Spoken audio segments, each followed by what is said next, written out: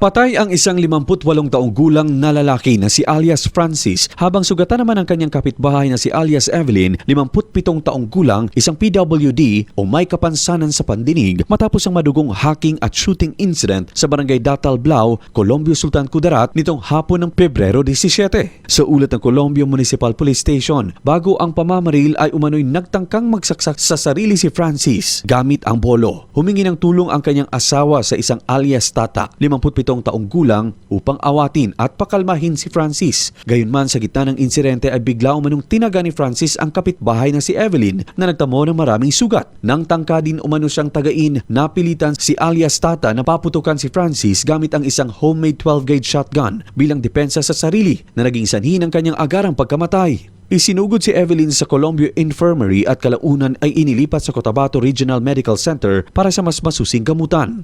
Matapos ang insidente, voluntaryong sumuko si alias Tata sa barangay chairman at isinuko rin ang ginamit na baril sa pulisya. Patuloy ang masusing investigasyon ng mga otoridad upang matukoy ang kabuuang detalye ng pangyayari.